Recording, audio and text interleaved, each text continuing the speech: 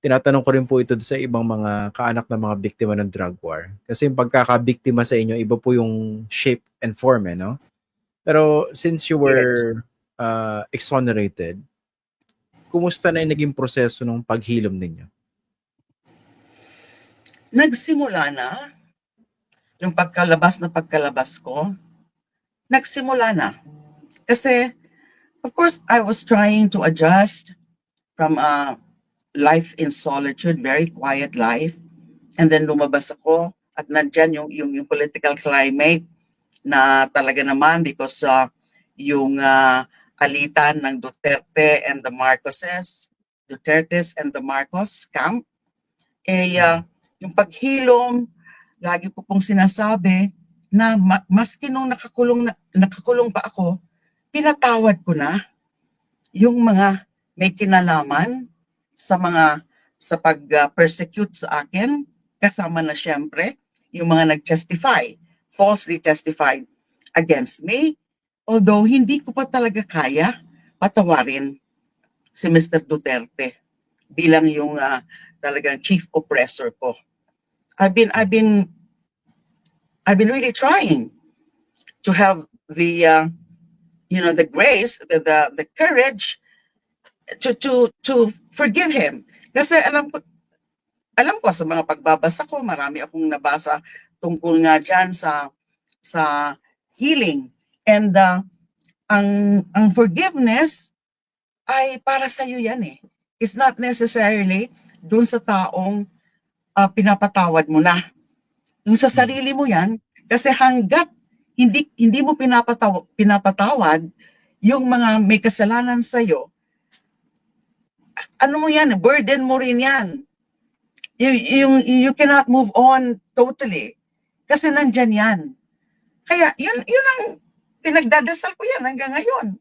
Na sana nga, o baka pwede, na magawa ko na yun. Kahit hindi sila, yung mga pinatawad ko na, except for 1 or 2, hindi naman sila humingi ng tawad, pero pinatawad ko na sila.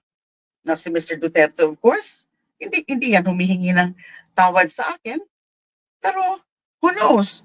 Baka dadating ang araw na pwede ko na rin siyang mapatawad. Pero, kahit nga sinabi ko sa aking statement kahapon, Christian, na this is deeply personal to me, yung mga developments kahapon, it's more than me also. Kasi yung pag-start ng process na yan, ng pananagutan, para ito sa mga biktima, sa mga pamilya ng mga EJK, is not really for me.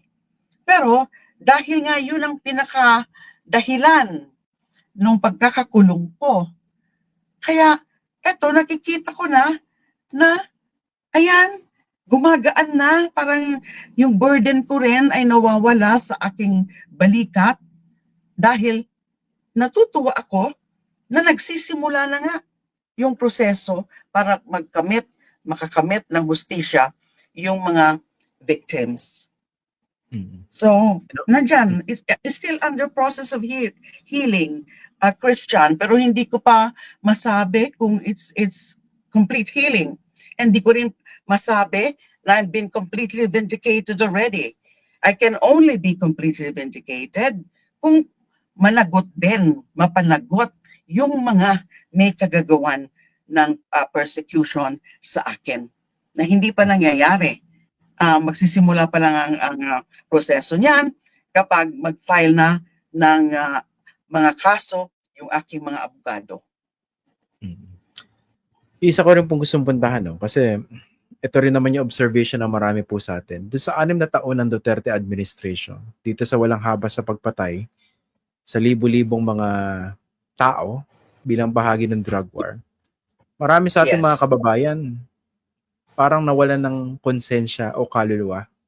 Yung okay lang sa kanila yung addict naman yan eh. Paano mo nalamang addict? Sinabi ng presidente, naniwala na, no? Dito sa development po na ito, na naaresto na si dating Pangulong Rodrigo Duterte, tapos napipinto na yung kanyang trial. Yung gusto ko pong pag-usapan yung paano ba natin mare-recover yung ating konsensya o siguro yung kaluluwa bilang Pilipino na siguro you would agree with me po, no? Nabahira na wala nung 6 na taon na yun para sa marami. Nawala nga yung humanity natin kung karamihan sa atin. Na pumalakpak, natutuwa, inuudyok pa si Mr. Duterte habang nagyayabang, habang nagluglot dun sa mga pinapapatay niya. Nawala yung naligaw yung soul nating mga Pilipino. Kasi ang ano ko nga dyan gusto ko nga tawagin sana nga siya yung Filipino Antichrist. Kasi yung mga ginawa niya is unchristian. Yung mga pag-udyok niya. And then yung yung pagmumura niya. Minura niya yung Pope. Maski si Panginoon, minura niya. So, ano ba to? And then, ang nakakalungkot at mahirap din tanggapin hanggang ngayon is bakit marami sa ating mga kababayan nagustuhan, saw nothing wrong, and saw nothing detestable doon sa mga pinaggagawa at pinagsasasabi ni Mr. Duterte. Na yes, sometimes in the form of jokes, pero minsan hindi mo na rin alam kung alin yung joke. Kasi yan tungkol lang na sa pagpatay, sinunod siya. Sinunod siya ng mga pulis. Sinunod siya ng mga death squads. Kasi nga ganun ang sinasabi niya. And then hindi niya pwedeng sabihin na nagbibiro lang siya. Kasi sinunod.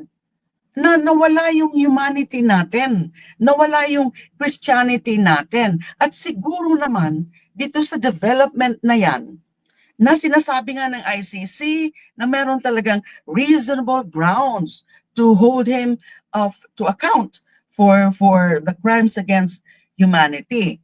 Na most probably talagang didiretso na to sa trial kapag matapos na yung stage ng confirmation of charges, kapag ma-confirm na ng pre-trial chamber yung validity of the charges.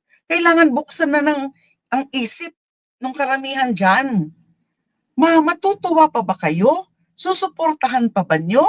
Ito, na ayan na, ang dami ng mga facts, yung mga pagtestigo lang noon nila Mr. Las Cañas and ni Edgar Matubato sa Senado, tapos yung mga interview nila sa mga video interviews sa kanila, ang dami nila na pinalabas, ang dami nila mga binulgar na mga kalokohan ni Mr. Duterte, na krimen talaga yung mga pinaggagawa at inamin rin ni Mr. Duterte na may mga pagkakataon na siya mismo ang pumapatay. Ano ba? Acceptable pa ba yun? Acceptable pa ba na naririnig na natin na is responsible for those crimes? So sana magising na tayo. Let's recover our sense of humanity. Let's recover our soul and the soul of this nation. Ano sa tingin niyo magiging epekto nitong pagkaka-aresto at pagkapiit nitong si dating Pangulong Rodrigo Duterte doon sa Duterte dynasty at saka doon sa chances po ni Sara sa 2028 presidential election? Sa tingin ko meron talagang significant adverse impact sa political future ng mga Duterte, and that includes VP Sara. Sa tingin ko, lalo na kung tuloy-tuloy na talaga yung proceedings before the ICC, in other words, ma-confirm na yung charges at ililitisin na siya sa trial proper before the trial chamber. Yung usapin ng impeachment, for example, okay, she has been impeached, VP Sara has been impeached, pero yun na nga, hinihintay pa natin yung pag-convene officially ng Senado bilang impeachment court. Siguro naman, naiisip na yun ng Senado, naiisip ni Senate President Chis Escudero, na ano pa ba ang hinihintay nila? Kung isa sa mga posibleng rason kung bakit nag-aalangan pa si Senate President Chis Escudero na baka hindi nga sila makakuha ng sapat na boto para ma-convict si VP Sara, siguro naman ngayon sa mga pangyayari na ito, ay may tsansa, malaki na ang tsansa na makakakuha ng conviction. Na syempre, hindi pa linalatag officially yung mga ebidensya. Pero more or less, may idea na tayo nung what exactly yung karamihan ng mga ebidensya. Yung mga lumabas sa Quadcom, lumabas sa Committee on Good Government and Public Accountability, saka dun sa mga budget hearings, lalo na sa mga alleged misuse of the confidential intelligence funds. So, siguro naman, magiging bukas na yung kaisipan ng ilan sa mga senador na hindi natin alam kung ano yung mga posisyon nila kasi more or less alam na natin kung sino talaga yung hardcore na kahit anong klaseng ebidensya, kahit anong lakas ng ebidensya na ipipresent ng prosecution dyan sa impeachment trial, ay they would still be voting for acquittal. Alam na natin kung mga sino yon. But I'd like to think talagang minority sila. Yung iba, alam rin natin kung sino ang posibleng bumoto for conviction. Meron ilan-ilan dyan na hindi pa natin alam kung ano talaga. Yung wala pa silang, hindi pa sila nakakapag-telegraph nung kanilang posibleng vote later after presentation. Nagpapayami pa. So, siguro ngayon, so may epekto yan. Lalo na nga kung tuloy-tuloy na yung sa ICC.